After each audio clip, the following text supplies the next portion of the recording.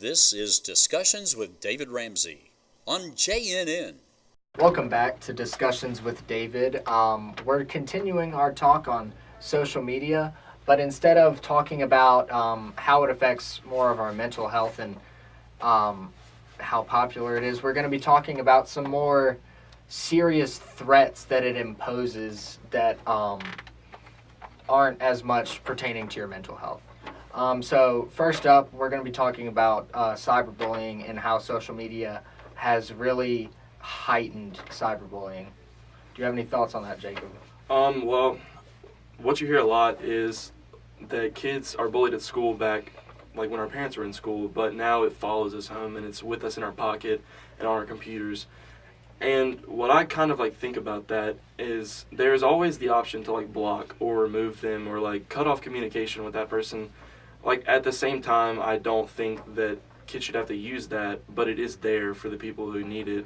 I feel like cyberbullying is definitely an issue, but it's also a preventable one in certain ways. Yeah. I was thinking about it, and there have been so many instances where in the last episode I previously talked about how you can go viral on social media and how that can be a good thing, but that can also be a terrible thing because recently there was a girl in our state who committed suicide after a explicit video of her was released. And it's just crazy to think about. Back before social media was a thing, that would have never happened. It's just gotten really bad. Yeah, videos going viral, you hear that when you post it, it never goes away, and that's actually, you can't say, that's true, undeniably. You never know who's going to see it. Just because, you have this person added and you have this person following you, doesn't mean that, they can't show people on their phone, they can't show their parents, they can't show anyone that they want. So when you post that, you give it up to be spread any way that people want it to. You have no control. Once you upload it publicly, you have no control over it, which is awful. You wanting to just put content out there can be turned on you so quick. There have been so many instances, especially recently in the media, where things that people have tweeted years ago come back to haunt them. Yep, because Kevin Hart. Yes, he had to apologize publicly for homophobic statements that he made years ago. Yeah. And now PC being politically correct is such a big thing, and he, even though those were harmless, relatively harmless back then, or at least no one spoke up to defend people for it back then. And even though he said it years ago, he was still held accountable because it was on his account, and he was the one who put that out there. I mean, it shows how careful you have to be when using these platforms because, you can be trying to get a job. And I've heard a lot of people who hire say the first thing that we look at once we get these people's applicants is their social media accounts. And if we see that they're, partying every weekend and stuff, they're kind of on the bottom of the pile compared to someone who has a, crystal clear social media account.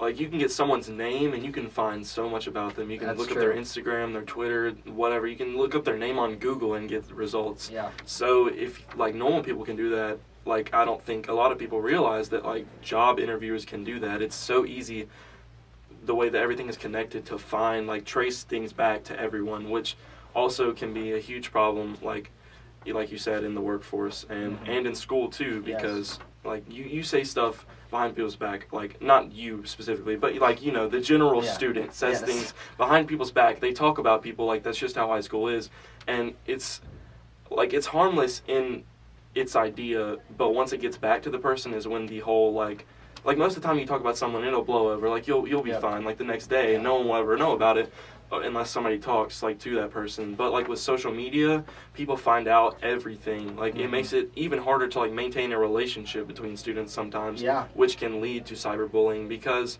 I know if you can just text someone anytime you want. If you have their phone number, you can just text them whatever you want. You have no restriction. They have no way to do anything besides completely block off communication, which in a lot of ways people would see that as weak. And that the cyberbullying can come to a real life level at that point, where if you're at school and someone just blocks you on Instagram or whatever, they could come confront you at school if they really wanted to. Yeah. So I feel that what I said earlier, that I see the argument that it's preventable in a way, it can lead to worse things. Cyberbullying is a very preventable thing, but it can lead to something that isn't preventable, like real bullying. Yeah. And one thing about social media is the fact that you can remain anonymous while saying these things. And, just that alone will really motivates a person to say things that they would not say anywhere else, Yeah.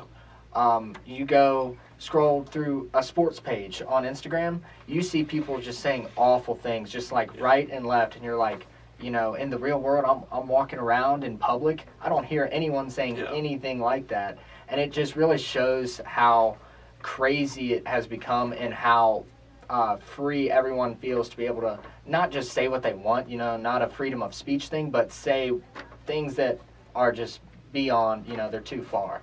Yeah, you were talking about sports pages, which kind of makes me think, often, when I think of cyberbullying, even, I think of within schools and teenagers, but it can also have an effect on famous people. If you have an account with hundreds of thousands or even, millions of followers, you can just scroll through the comments and see people, legitimately threatening them. And not only them, but sometimes even their family or people related to them or their organization, which, I know that you can resist it and turn the other cheek, but on a level, I feel you can't just ignore these threats to you and your family and the people that you love. So for famous people, it's making it even harder to be in Hollywood and be under the lens, in the spotlight, because you have all this social media following that's gonna create a problem for you if people want to abuse it. Yeah, and I hear a lot of times, I've heard famous people say that they have people run their social media for them because a lot of times, as you've said, you can just look through and see all these hateful things about you. So they're like, I'm going to try to avoid that. And they get some dude, and that's his only job is to run their social media page, promote what he needs to promote, and that's it. But, I pity some of the famous people who actually do run their own accounts and just scroll through and see all the terrible things that have been said about them. Yeah, you said avoiding it, that's always an option for a lot of famous people, but we kind of touched on it in the last episode. Being a business option, being on social media gives stars, gives celebrities so much of an opportunity to get their music out there. For instance, a lot of artists that I follow on Instagram or on Twitter, they'll tweet or they'll post a picture advertising their song a week before it comes out or their album or whatever. And you can't give up that business opportunity in a lot of ways, because even though there's all these negative comments, you're losing money if you delete your account at that point. There are a lot of people who have done it, and I don't really know if they've suffered but I would imagine that it definitely is harder to reach out and get the word out there without a social media account. Yeah, I mean, one good thing about it is these famous people can really just talk to their fans. They have access to all of their fans through this one thing. So that really gives them more of a connection with the people that get follow feedback them. too. Yeah. Another thing that is dangerous about social media is how it has opened these gates to child predators and the way that the accessibility that they have to teenagers and children. Yeah, and recently there's a lot of people who become famous on Instagram, and girls who are not 18, guys who are not 18 become famous on Instagram, and because they're famous, all these anonymous people come and comment these things that they never get prosecuted for or in trouble for, even though they are underage. And there are people who misuse just a teenage girl or a teenage guy posting something on Instagram that it's illegal for them to comment things like that, but since it's anonymous and they feel so protected, which in a way they are, because if there's a girl walking around school that's 15 years old and somebody a grown adult makes a comment like that, they're going to get in trouble for that. But with social media, it makes it so easy. You have it all at your fingertips.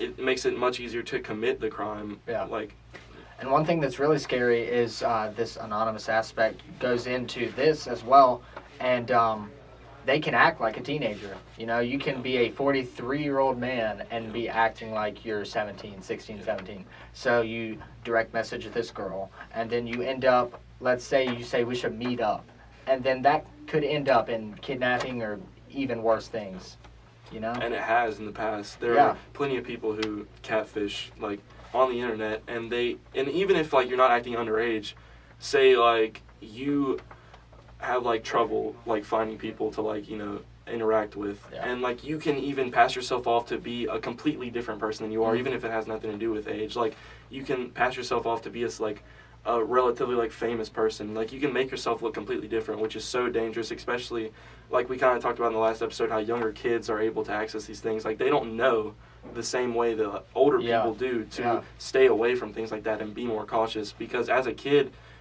you haven't had like that experience that like you see all these people doing bad things with the internet. You haven't had that experience to know or to tell the difference, you know? Yeah, to tell the difference between what's actually real and what's a lie. And that's really what makes these predators so dangerous on social media specifically, is because in a lot of cases, social media, the age limit that they have on their things, they'll have one, but you can so easily lie about your age and just get through and make an account. And that's what a lot of people do. And as we were talking about beforehand, like this new generation, there's kids that are way younger than we are, and they have social media accounts. And that's honestly, if I were a parent, I'd be scared about what my kid would do on social media because of the dangers. Yeah. And not only what could happen to them, but what they can see on social media. Like the thing, like people find these little loopholes and guidelines, and they post the stuff that shouldn't be there. Like they can try to like monitor content, like filter it, but like there's always going to be things that slip through the cracks, and your kids can see that, which creates a huge problem. And and there's you can even get viruses on your computers and stuff that the security of your the information that child predator could just easily have access to you, and it's and they can not only like talk to you, but they can see what you're saying to other people. They can like hack and enter into one of your chats and see what you're saying to your friends. Yeah, I feel like the main problem with this whole like children on social media is how easy it is to lie to these websites. Like there's no verification or anything. Like there's no security for most of it.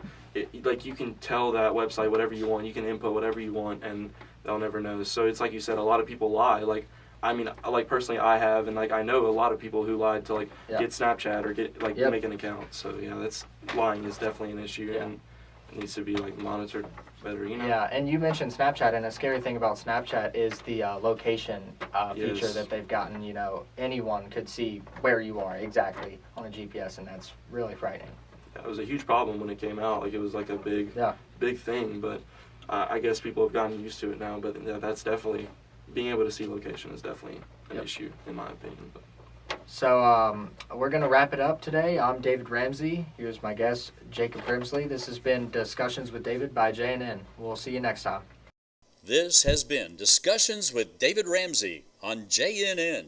For more content, visit youtube.com/JNN The Central.